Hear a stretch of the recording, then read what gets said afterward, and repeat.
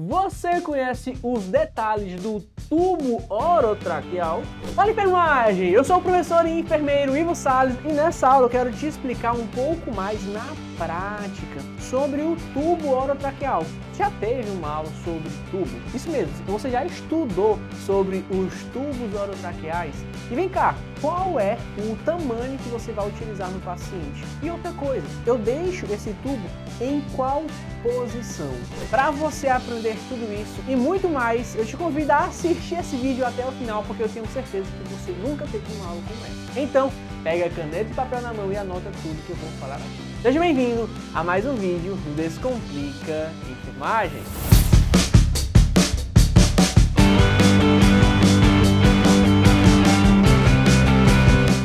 Para começar nosso vídeo com chave de ouro, eu vou pedir para você que está assistindo aqui a se inscrever no canal. Inscreva-se no canal, estou produzindo muito conteúdo bacana para vocês. Segunda, quarta e sexta tem vídeo novo aqui no canal, sempre às 17 horas. E toda terça e toda quinta a gente está fazendo live. Você não pode perder esse conteúdo. E para você não perder nenhum detalhe, clique no botão de inscrever-se e ative o sininho. Agora, vamos falar em detalhes do tubo orotraqueal. Partiu?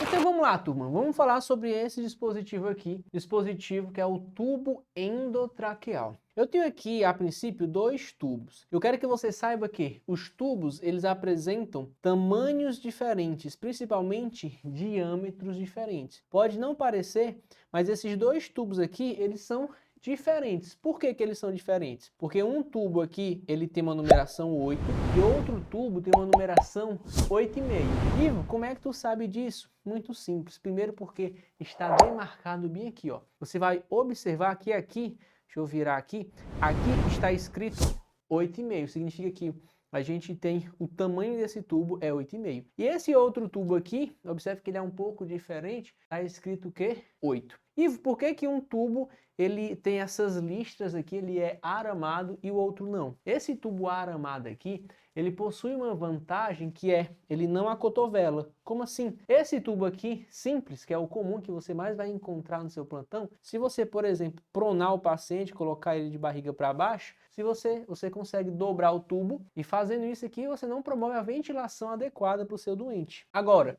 um tubo como esse, ele não acotovela. Os arames não permitem com que a gente acotovele. Sempre vai passar ar aqui. Esse tubo foi muito utilizado no Covid. Pacientes pronados, havia uma preferência de utilizar esse tubo. Tanto é, sim, possui vantagens e desvantagens, né? Ele é bastante maleável, diferente desse aqui. Esse aqui ele é mais rígido. Então, para entubar, para entrar, esse aqui acaba ficando mais fácil, tá? Mas vamos falar sobre o tubo em si. A gente tem aqui esse ósteo aqui. Essa entrada é uma entrada universal. Eu consigo conectar aqui uma bolsa válvula máscara, conectar aqui e ventilar esse paciente. Como também consigo conectar no ventilador mecânico. Observe que no final eu tenho essa abertura aqui e eu tenho essa abertura também lateral. Na ponta eu tenho o cuff. Muita gente acredita que o cuff ele é utilizado para fixar o tubo, mas não é bem assim. Na realidade, o cuff ele tem a função de evitar que o paciente tenha broncoaspiração, ou seja, que ele vomite e aspire na via aérea. E a outra função desse dispositivo é evitar com que haja escape de ar, porque vai ficar na traqueia do nosso paciente e vai vedar ali. E para a gente insuflar esse dispositivo, tem essa partezinha aqui, ó, tem esse canozinho, que é quando a gente conecta aqui uma seringa, por exemplo, vou pegar aqui uma seringa de 20, você vai observar que a ponta dele, ó, vai permitir com que ele insufle. Eu coloquei pouco ar, deixa eu colocar aqui um pouco mais, ó.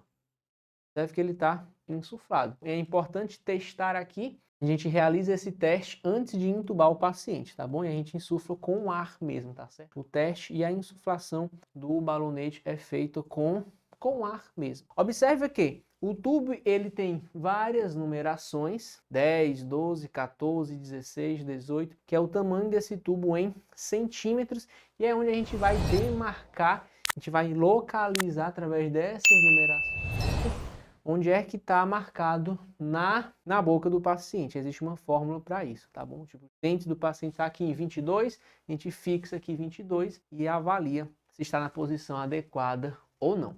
Você vai observar também que o tubo possui essa faixa azul. Tá vendo essa linha azul aqui? Então, essa linha azul é uma linha radiopaca, que permite com que a gente avalie a posição do tubo na radiografia do tórax do paciente. Por ser um dispositivo feito de plástico, ele não é visualizado no raio-x. Apenas o que a gente vai visualizar na radiografia vai ser uma linha. E essa linha é essa linha aqui, azul, essa linha radiopaca, certo? É interessante salientar também que a gente possui essas duas linhas pretas aqui. Essas linhas pretas são as demarcações onde eu devo localizar até onde eu vou introduzir o tubo. Uma vez que a gente localiza, por exemplo, as cordas vocais, imagine que aqui são as cordas vocais, eu vou introduzir o tubo e eu introduzo o tubo até a primeira linha. É interessante que as cordas vocais fiquem entre a primeira e a segunda linha. Isso permite eu saber que o tubo está bem localizado, tá certo? Porque se eu introduzir demais, pode ser que eu selecione apenas um pulmão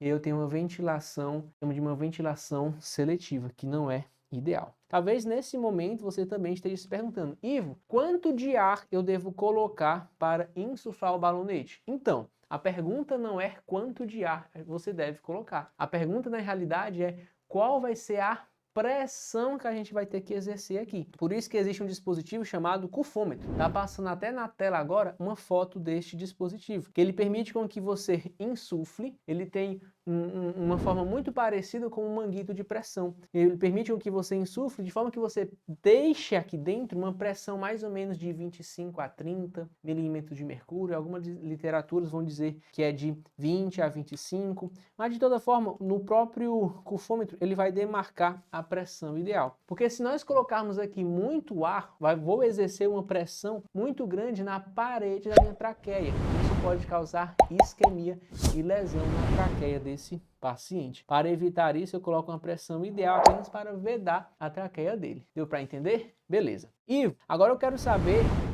até que ponto eu vou introduzir o tubo no paciente. Existe uma numeração ideal para isso? Pois bem, é o que eu vou te ensinar agora. Eu só quero que fique claro as diferenças e a anatomia do tubo. Ficou claro, pessoal? Yeah!